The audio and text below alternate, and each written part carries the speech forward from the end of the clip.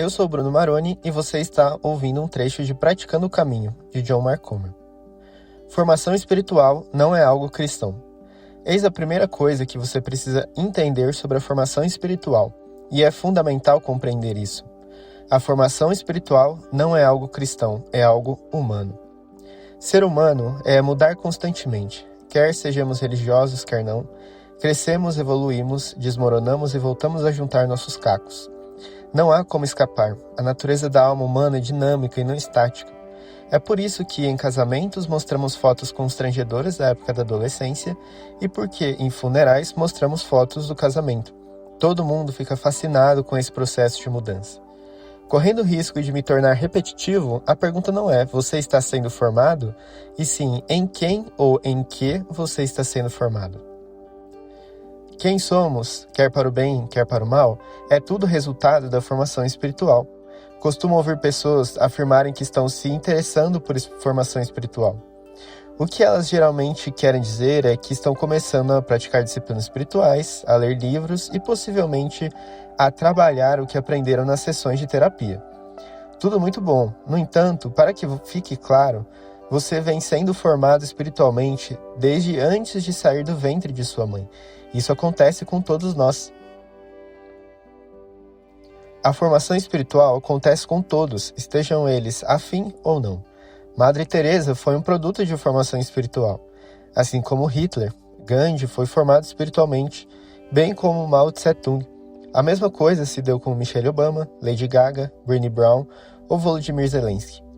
O espírito deles foi formado ao longo de muito tempo por meio de uma mistura complexa de herança genética, padrões familiares, feridas de infância, educação, hábitos, decisões, relacionamentos, inclinações internas, atitudes, ambientes, respostas a esses ambientes e etc. O mesmo acontece com todos nós. Você já foi formado. Você está sendo formado agora mesmo, enquanto lê este livro. Você será formado nos próximos dias. Em outras palavras, você está se tornando em uma pessoa. A pergunta na qual São Bento gostaria que refletíssemos é esta: em quem estou me tornando? A formação espiritual não é opcional. Cada pensamento seu, cada emoção na qual você deixa modelar o seu comportamento, cada atitude que você deixa repousar em seu corpo, cada decisão que toma, cada palavra que fala, cada relacionamento que estabelece, os hábitos que compõem seus dias, se você tem ou não nas mídias sociais, se sim, como as utiliza, como responde à dor e ao sofrimento, como lida com o fracasso ou com o sucesso. Todas essas coisas e muito mais estão moldando você de uma forma particular. A paralisação não faz parte do cardápio. Ou estamos sendo transformados no amor e na beleza de Jesus, ou sendo deformados pela entropia do pecado e da morte. Ou nos tornamos em agentes da graça curadora e libertadora de Deus, ou em portadores das doenças do mundo.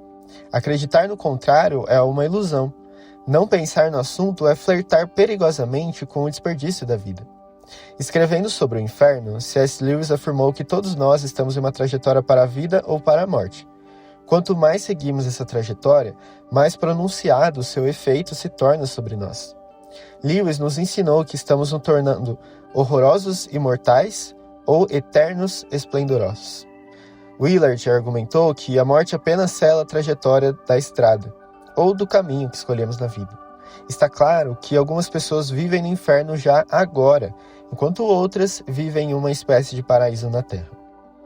Não estamos todos seguindo o mesmo caminho. Para ilustrar meu ponto, idosos. A maioria das pessoas com mais de 80 anos são as melhores ou as piores pessoas que você conhece. Veja, não estou dizendo isso de forma preconceituosa. Na verdade, é exatamente o oposto. A maioria dos jovens de 20 e poucos anos que conheço estão na média, como diriam meus filhos adolescentes. Não são santos ou terroristas em potencial, mas apenas pessoas normais. Isso não é verdade para a maioria dos idosos que conheço. Faça uma lista mental das pessoas que você conhece e que têm mais de 80 anos de idade. A maioria delas é graciosa, feliz, paciente, amorosa, sacrificial, pessoas simplesmente alegres por estarem vivas e sentadas no mesmo ambiente que você.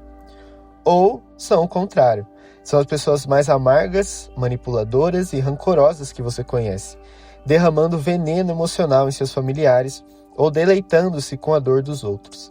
É claro que algumas se encontram entre um polo e outro, mas a maioria pende visivelmente para um lado.